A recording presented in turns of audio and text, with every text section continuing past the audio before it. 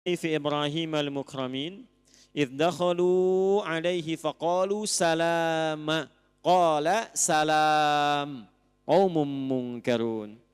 Pernahkah Anda dengar kisah tentang para malaikat yang akan datang ke kompleknya Nabi Lut, desanya Nabi Lut alaihi salam. Jadi singkatnya, masyarakat di situ terakumulasi berbuat maksiat dan menantang azab. Sudah disadarkan, diingatkan, malah nantang dan mengancam nabinya. Maka dikabulkan oleh Allah. Malaikat datang, cuman sebelum datang ke tempat itu mampir dulu ke tempatnya Nabi Ibrahim. Nabi Ibrahim itu bersaudara dengan Nabi Lut alaihi wassalam. Nabi Lut itu keponakannya Nabi Ibrahim.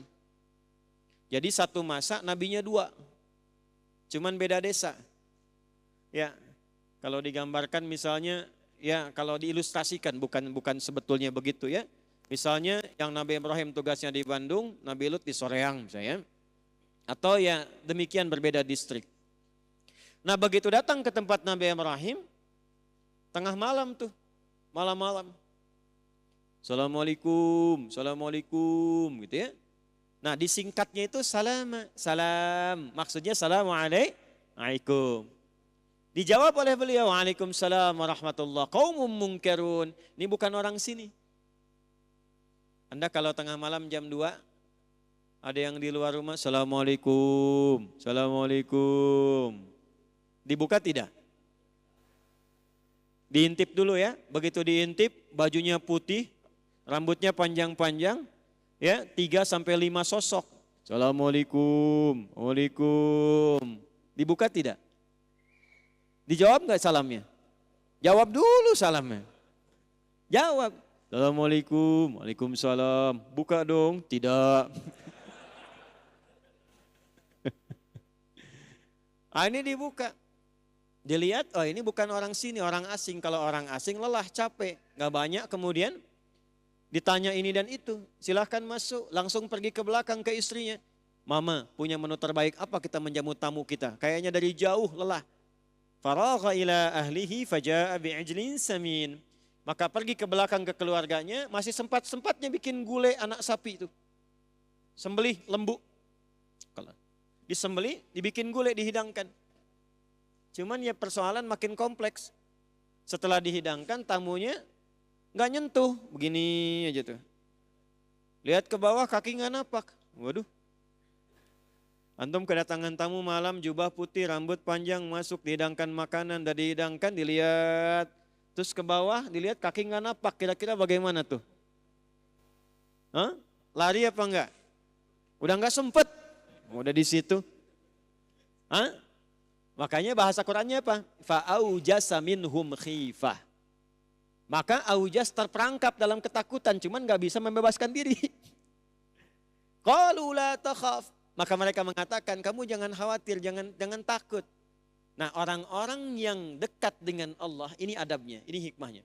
Orang-orang yang dekat dengan Allah, dalam kondisi darurat apapun, terancam bagaimanapun, sekalipun dia dalam kondisi yang sangat membahayakan, akan diberikan ketenangan oleh Allah dalam jiwanya. Sekalipun kegelisahan itu tiba.